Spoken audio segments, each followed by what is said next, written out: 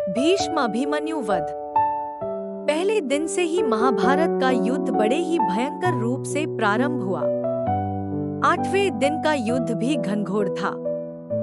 इस दिन अर्जुन की दूसरी पत्नी उलूपी से उत्पन्न पुत्र महारथी इरावान मारा गया। उसकी मृत्यु से अर्जुन बहुत क्षुब्ध हो उठे। उन्होंने कौरवों की अपार सेना नष्ट कर दी। आज का भीषण युद्ध देखकर दुर्योधन कर्ण के पास गया। कर्ण ने उसे सांत्वना दी कि भीष्म का अंत होने पर वह अपने दिव्यास्त्रों से पांडवों का अंत कर देगा। दुर्योधन भीष्म पितामह के भी पास गया और बोला, पितामह, लगता है आप जी लगाकर नहीं लड़ रहे।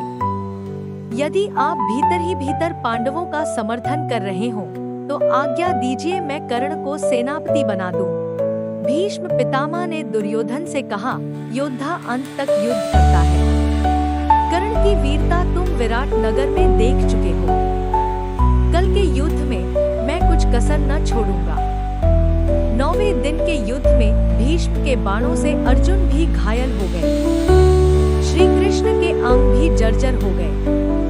श्री कृष्ण अपनी प्रतिज्ञा भूलकर रथ का एक चक्र उठाकर भीष्म को मारने के लिए दौड़े। अर्जुन भी रथ से कूदे और कृष्ण के पैरों से लिपट पड़े। संध्या हुई और युद्ध बंद हुआ। रात्रि के समय युधिष्ठिर ने कृष्ण से मंत्रणा की। कृष्ण ने कहा कि क्यों न हम भीष्म से ही उन पर विजय प्राप्त करने का उपाय पूछें। श्री कृष्ण और पांडव भीष्म के पास पहुँचे।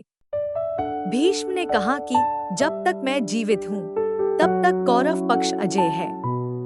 भीष्म पितामह ने अपनी मृत्यु का रहस्य बता दिया। द्रुपद का बेटा शिखंडी पूर्वजन्म का स्त्री है। मेरे वध के लिए उसने शिव की तपस्या की थी। द्रुपद के घर वह कन्या के रूप में पैदा हुआ, लेकिन दानव के वर से फिर पुरुष बन गया। यदि उसे सामने करके अर्जुन मुझ पर तीर बरसाएगा तो मैं अस्त्र नहीं चलाऊंगा। 10वें दिन के युद्ध में शिखंडी पांडवों की ओर से भीष्म पितामह के सामने आकर डट गया, जिसे देखते ही भीष्म ने अस्त्र परित्याग कर दिया।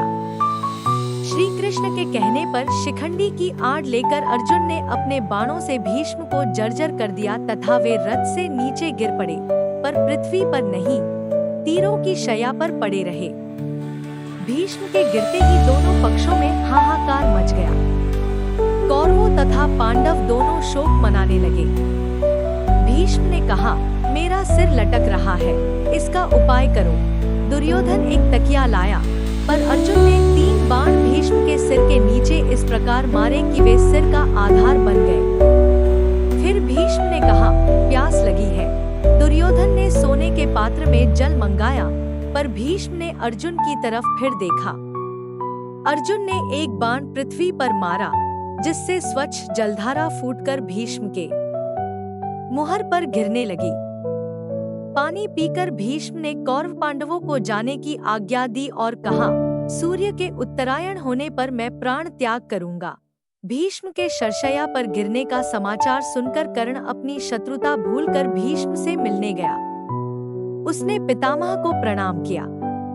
भीष्म ने कर्ण को आशीर्वाद दिया और समझाया कि यदि तुम चाहो तो युद्ध रुक सकता है। दुर्योधन समझता है कि तुम्हारी सहायता से वह विजयी होगा, पर अर्जुन को जीतना संभव नहीं। तुम दुर्योधन को समझाओ।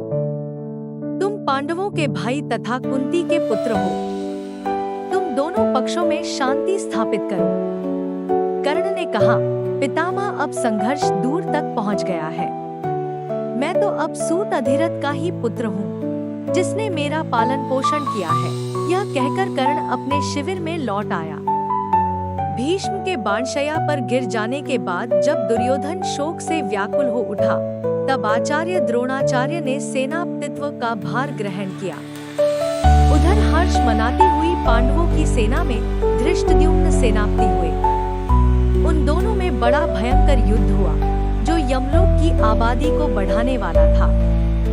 13वें दिन के युद्ध में कौरव सेना के प्रधान सेनापति गुरु द्रोणाचार्य द्वारा युधिष्ठिर को बंदी बनाने के लिए चक्रव्यूह की रचना की गई। पांडव पक्ष में केवल श्री कृष्ण और अर्जुन ही चक्रव्यूह भेदन जानते थे।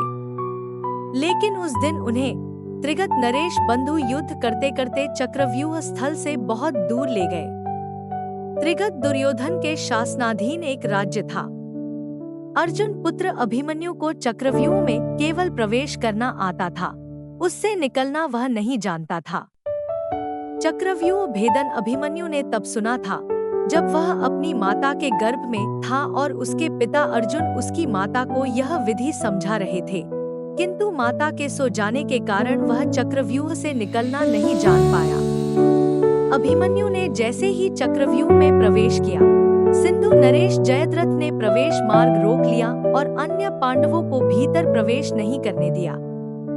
अब शत्रु चक्र में अभिमन्यु अकेला पड़ गया। अकेला होने पर भी वह वीरता से लड़ा और उसने अकेले ही कौरव सेना के बड़े बड़े योद्धाओं को परास्त किया, जिनमें स्वयं कर्ण, द्रोण और दुर्योधन भी थे। कर्ण और दुर्योधन ने गुरु द्रोण के निर्देशानुसार अभिमन्यु का वध करने का निर्णय लिया। उन सभी ने युद्ध के सारे नियमों को भुलाकर अभिमन्यु पर एक साथ आक्रमण करना प्रारंभ कर दिया। कर्ण ने बाण चलाकर अभिमन्यु का धनुष और रथ का एक पहिया तोड़ दिया, जिससे वह भूमि पर गिर पड़ा और अन्य कौरवों ने उस पर आक्रमण कर दिया। सभी ने घेरकर अभिमन्यु को मौत की नींद सुला दिया। युद्ध समाप्ति पर जब अर्जुन को ये पता लगता है कि अभिमन्यु के मारे जाने में जयद्रथ का सबसे बड़ा हाथ है, तब उसने यह प्रतिज्ञा की कि अगले दिन का सूर्यास्त होने से पूर्व वह जयद्रथ का वध कर देगा, अन्यथा अग्नि समाधि ले लेगा।